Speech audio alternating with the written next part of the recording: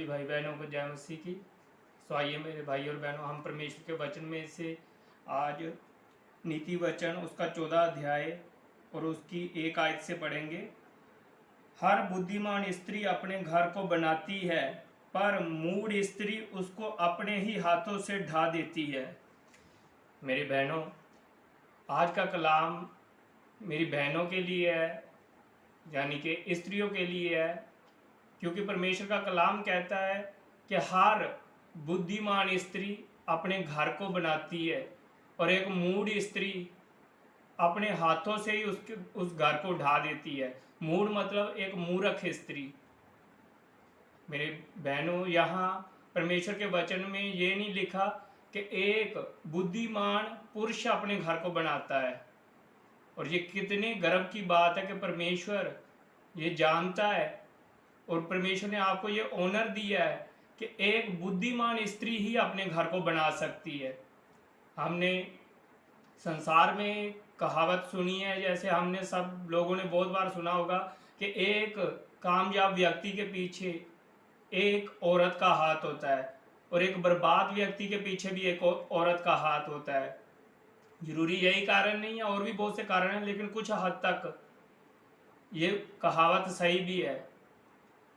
क्योंकि मेरे भाई और बहनों, परमेश्वर का वचन हमको जो बताता है उसके अनुसार अगर हम चलते हैं तो हम अपने घर को बना सकते हैं। मेरी बहनों, आइए हम परमेश्वर के वचन में से एक और वचन पढ़ेंगे। रूत की पुस्तक उसका 3 अध्याय और उसकी 11 आयत। रूत की पुस्तक उसका 3 अध्याय उसकी 11 आयत। इसलिए अब हे मेरी बेटी, मत डर, जो कुछ तू कहेगी मैं तुझसे करूँगा, क्योंकि मेरे नगर के सब लोग जानते हैं कि तू भली स्त्री है। आइए इसकी 4 की 11 आयत भी हम पढ़ लेंगे साथ में। तब फाटक के पास जितने लोग थे उन्होंने और वृद्ध लोगों ने कहा, हम साक्षी हैं, ये जो स्त्री तेरे घर में आती है उसको यहोवा इज़राइल के घराने की 2 जनने वाली रहेल और लिया याकूब की 2 पत्नियां थी के समान करे, और तू एप्राता में वीरता करे और बैतलहम में तेरा बड़ा नाम हो। मेरे भाई और बहनों, परमेश्वर के वचन में यहाँ रूत के बारे में लिखा गया है। आपने पढ़ा होगा रूत के बारे में। परमेश्वर के ने अपने वचन में लिखा हुआ है कि रूत एक ऐसे वंश से आती थी कि जिस जाति के एक किसी भी लोग को 10 पीढ़ी तक परमेश्वर की मंडली में नहीं आने की इजाज़त थी, क्योंकि रूत एक ऐसे वंश से थी जो व्यभिचार से उत्पन्न हुआ था और परमेश्वर व्यभिचार से नफरत करता है। और रूत उस वंश से आती है कि जिस वंश को परमेश्वर ने मना किया था कि वो उसके पास उसकी 10 पीढ़ी तक नहीं आ सकते। मेरी बहनों, यहाँ रूत एक ऐसी स्त्री है जो आप सभी बहनों को चैलेंज दे रही है, क्योंकि हम पढ़ते हैं कि जब परमेश्वर के वचन में लिखा हुआ है कि नोमी और एबीमेलेक इज़राइल देश को छोड़ के मुआब देश में चले गए, वहाँ उसके 2 पुत्र थे। साथ में दोनों पुत्रों ने अन्य जातियों की स्त्रियों से अर्थात मुआबनों से उन्होंने शादी कर ली और वो दोनों वहाँ मारे गए, उसके पुत्र और एबीमेलेक भी। और जब नोमी वापस इज़राइल आने लगी तो नोमी ने अपनी दोनों बहुओं को कहा कि तुम जाओ और अपने लोगों में जाके मिल जाओ और अपने लिए पति ढूंढो और अपना घर बसा लो। लेकिन नोमी की एक बहू ने तो उसकी बात सुनकर उसको छोड़ के चली गई। लेकिन रूत क्या कहती है? रूत कहती है, ऐसा मत कह, मैं तुझे ना छोड़ूंगी, तेरा परमेश्वर मेरा परमेश्वर, तेरे लोग मेरे लोग। वो जब कहती है तो उसके साथ वापस इज़राइल आ जाती है। और यहाँ देखेंगे हम कि नोमी जो यहोवा को पहले से जानती थी, वो आके वो भी एक मूर्ख स्त्री की तरह शिकायत करती है परमेश्वर से कि यहोवा ने मुझे यहाँ से, जब मैं गई थी उस टाइम मैं हरी भरी थी और मुझे छूछे हाथ खाली करके भेजा। वो भी शिकायत कर रही है। लेकिन एक अन्य जाति से आई हुई स्त्री अर्थात रूत परमेश्वर को कोई शिकायत नहीं कर रही, बुद्धिमान स्त्री की तरह उसने ये फैसला किया कि मैं यहोवा को चुनूंगी, यहोवा के साथ चलूंगी। और बाइबल बताती है कि परमेश्वर ने भी उसको ऑनर दिया और परमेश्वर ने भी उसको दृढ़ किया और परमेश्वर ने भी उसके नाम को ऊंचा उठाया कि परमेश्वर ने इंतजाम करे, उसकी शादी हुई और शादी के बाद उसके जो बच्चा हुआ अबेद, और उसमें से जिशे हुआ और जिशे में से दाऊद हुआ। दाऊद वो जो इज़राइल का महान राजा हुआ जिसके बारे में बाइबल में बहुत कुछ लिखा हुआ है, उस दाऊद की वो दादी बनी, एक ऐसी स्त्री जो अन्य जाति से आई थी। सिर्फ अन्य जाति से नहीं, उसकी जाति के लोगों को 10 पीढ़ी तक परमेश्वर के पास आने की इजाजत नहीं थी। और हमको, आपको मेरी बहनों, जो आप कहते हैं कि हम मसीह में हैं, आपको तो परमेश्वर ने चुना है। परमेश्वर ने कहा है कि तुमने नहीं, मैंने तुमको चुना है और ठहराया है। उसको तो परमेश्वर ने मना किया था, उस जाति को। तो वो कितनी नम्रता से, कितनी दीनता से परमेश्वर के वचन में चल रही थी और परमेश्वर को प्रेम कर रही थी। क्या आपको, जिनको परमेश्वर ने चुना है मेरी बहनों, क्या आप परमेश्वर के साथ ऐसा चल रही हैं? परमेश्वर से इस रीति से प्रेम कर रही हैं? उन बातों से, उन वचनों से प्रेम कर रही हैं, उनके अनुसार जी रही हैं जिसके अनुसार चलने के लिए परमेश्वर ने आपको आज्ञा दी है? यदि आप एक पत्नी हैं तो आपको परमेश्वर ने बहुत सी आज्ञा दी है, बहुत से वचन दिए हैं कि आपको कैसे रहना है अपने घर में, अपने घर को कैसे बनाना है। लिखा है कि एक बुद्धिमान स्त्री अपने घर को बनाती है और एक मूर्ख स्त्री अपने घर को अपने हाथों से उजाड़ देती है। आपको तो परमेश्वर ने चुना है। क्या आप रूथ के इस चैलेंज को एक्सेप्ट करती हैं, जो एक ऐसी स्त्री कि जिसको परमेश्वर के पास आने के लिए इजाजत नहीं थी, जिस वंश को, उस वंश से आई और परमेश्वर के सामने इतनी वफादारी से चली। उसको देख सकते हैं, वो अपनी सास के लिए कितना वफादार थी। वो काम करती थी, अपनी सास का भी ध्यान रखती थी और कितनी नम्र स्त्री थी। क्योंकि हमारा परमेश्वर अन्यायी परमेश्वर नहीं है, क्योंकि परमेश्वर के कलाम में लिखा, परमेश्वर ने कहा है कि जो मेरा आदर करता है मैं उसका आदर करता हूं। अब ये रूथ परमेश्वर का आदर करते हुए उसके पास आई और परमेश्वर ने अपने कहे के अनुसार उसके साथ न्याय करा, कोई पक्षपात नहीं करा। परमेश्वर ने भी उसके नाम को बढ़ाया, उसकी इज्जत बढ़ाई। हम यहाँ देख सकते हैं कि उसकी नोमी की जो दूसरी बहू थी वो चली गई, उसके बारे में हम बाइबल में कभी आगे कुछ नहीं पढ़ते। और रूथ के बारे में बाइबल में लिखा गया, उसके ऊपर एक पुस्तक लिखी गई बाइबल में। ये कितने ऑनर की बात है। ये रूथ आपको मेरी बहनों चैलेंज दे रही है। क्या आप इस रूथ का चैलेंज एक्सेप्ट करती हैं? क्या आप ये कह सकती हैं कि हाँ, मैं रूथ के जैसे बनूंगी, मैं रूथ के जैसे अपने घर को बनाऊंगी? सो आइए परमेश्वर के वचन में से नीति वचन उसका 24 अध्याय उसकी 3 और 4 आयत पढ़ लेंगे। यहाँ पर लिखा है, घर बुद्धि से बनता है और समझ के द्वारा स्थिर होता है। मेरी बहनों, यहाँ परमेश्वर का वचन बताता है कि घर बुद्धि से बनता है और समझदारी के द्वारा स्थिर होता है। एक बुद्धिमान स्त्री अपने घर को बुद्धि से बनाती है। वो जानती है, वो अपने घर के माहौल को जानती है और उसको समझ है कि वो अपने घर को कैसे बनाएगी, वो अपने घर में पैसे को कैसे खर्च करेगी, वो अपने बच्चों को कैसे परमेश्वर की तरफ मोड़ेगी, वो अपने पति का आदर कैसे करेगी, वो बातों को कैसे पॉजिटिव वे में लेगी। और आगे 4 आयत में लिखा है, ज्ञान के द्वारा कोठरियां सब प्रकार की बहुमूल्य और मनोहर वस्तुओं से भर जाती हैं। Praise the Lord. परमेश्वर के वचन में लिखा है कि ज्ञान के द्वारा कोठरियां, कि कहने का मतलब है परमेश्वर का वचन बताता है कि बुद्धिमान औरत अपने ज्ञान के द्वारा, ज्ञान अर्थात परमेश्वर का वचन, वचन के द्वारा अपने घर के माहौल को क्रिएट करेगी, अपने घर के माहौल को बनाएगी। क्योंकि मेरे बहनों, पहले जब हमने पढ़ा है तो उस टाइम मैंने आपको बताया था कि यहाँ ये नहीं लिखा कि बुद्धिमान पुरुष अपने घर को बनाता है, एक बुद्धिमान स्त्री अपने घर को बनाती है।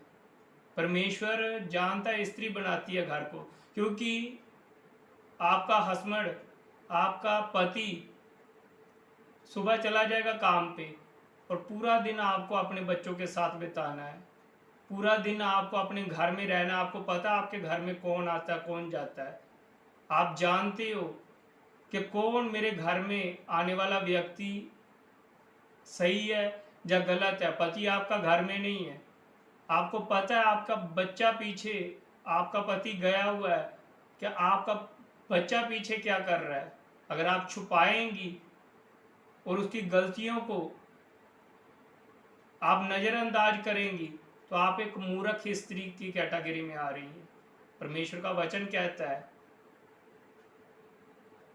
कि यदि तू अपने बच्चे के लिए छड़ी उठाता है तो इससे वो मर नहीं चला, बल्कि तू उसके प्राण को नरक में कूद कर निकाल लेता है। क्योंकि जो गलत काम करते हैं बच्चे, बहुत सी माएँ ऐसे करती हैं कि अपने बच्चों के कामों को छुपाती हैं, उनकी जगह झूठ बोल दिया है।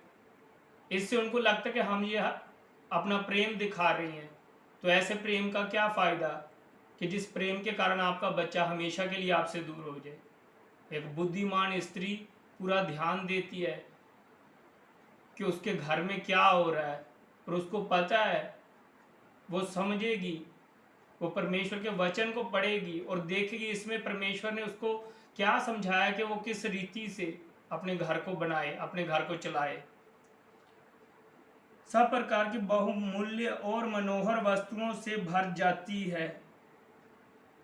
एक बुद्धिमान स्त्री सब प्रकार की बहुमूल्य वस्तु अर्थात ये वचन के साथ वो अपने आप को भर लेगी और फिर उसको अपने घर को बनाने में इस्तेमाल करेगी। आइए परमेश्वर के वचन में से नीति वचन 9 अध्याय उसकी 1 आयत और 13 आयत पढ़ेंगे। 9 की 1 और 13। बुद्धि ने अपना घर बनाया और उसके सातों खंबे गड़े हुए हैं। Praise the Lord. तो मेरी बहनों, यहाँ परमेश्वर का वचन कह रहा है कि बुद्धि ने अपना घर बनाया, अर्थात ये बुद्धि, ये वचन जिस औरत के अंदर है उसने अपना घर बनाया, उसके सातों खंबे गड़े हुए हैं। गड़े हुए सातों खंभों का मतलब यहाँ परमेश्वर का वचन कहता है, और बाइबल के विद्वान भी ये बताते हैं कि जब परमेश्वर ने 6 दिन काम करा, 7वें दिन विश्राम करा। ये 7 एक पूर्णता का अंक है। और ये बुद्धिमान औरत 7 दिन, हफ्ते के पूरे दिन अपने घर को परमेश्वर के वचन के अनुसार चलाने में लगी रहती है। उसके मन में कभी भी संसार की बातें नहीं घुसेंगी। उसके मन में ये नहीं होगा कि मैं संसार के अनुसार चलूं। जो संसार के लोगों के घरों में होता है वही हमारे घर में लड़ाई झगड़े, कलेश, फालतू खर्च, बहुत सी ऐसी बातें। वो अपनी बुद्धि को इस्तेमाल करते हुए इस परमेश्वर के वचन को, क्योंकि बाइबल में लिखा है यहोवा का भय बुद्धि की शुरुआत है, वो इस वचन को इस्तेमाल करते हुए 7 दिन हफ्ते के इस काम में लगी रहेगी कि कितना ज़्यादा से ज़्यादा वो परमेश्वर के वचन के अनुसार अपने घर को सजा सकती है, भर सकती है। आइए 13 आयत, 9 अध्याय की 13 आयत भी पढ़ेंगे नीति वचन से, 13 से आगे पढ़ेंगे। मूर्ख रूपी स्त्री बकबक करने वाली है, वह तो भोली है और कुछ नहीं जानती। हमने पहले पढ़ा था कि बुद्धिमान स्त्री अपने घर को बनाती है और मूर्ख स्त्री, अब मूर्ख स्त्री के बारे में यहाँ डिटेल से लिखा हुआ है कि लिखा है कि मूर्ख रूपी स्त्री बकबक करने वाली होती है। बहुत सी बहनें अपने घरों में ऐसे बोलते हैं उनको पता ही नहीं है जो वो बोल रही हैं इसका क्या मतलब है और इसका क्या रिजल्ट निकलेगा, बस उनको अपने मुंह से बोलना है।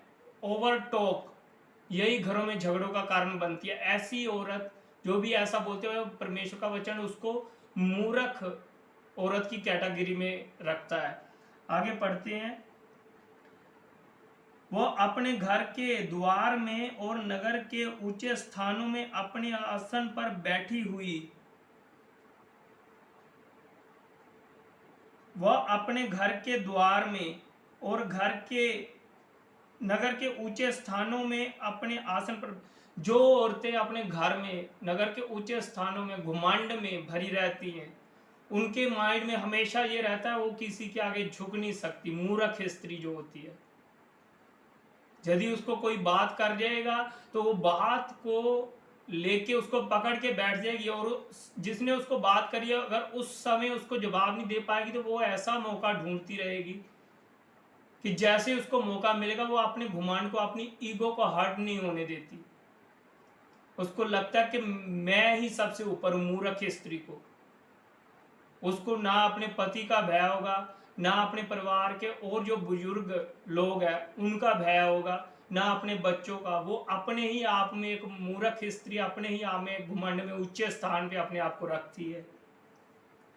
वो अपने घर के द्वार में और नगर के ऊंचे स्थानों में अपने आसन पर बैठी हुई, जो बटोही, बटोही मतलब आने जाने वाले, अपना अपना मार्ग पकड़े हुए सीधा चलते जाते हैं, उनको ये कहकर पुकारती है। जो कोई भोला है, अर्थात भोला मतलब जिसको कोई समझ नहीं है, वो मुड़कर यहीं आए। जो निर्बुद्धि है उससे वह कहती है चोरी का पानी मीठा होता है।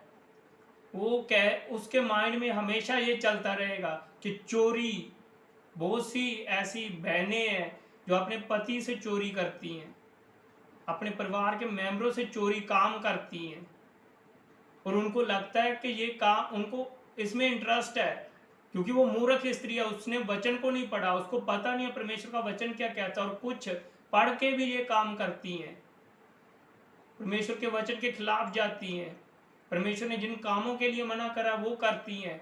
वो मूर्ख स्त्री हैं। हम आगे वचन में पढ़ेंगे कि उनके बारे में परमेश्वर का वचन क्या कह रहा है।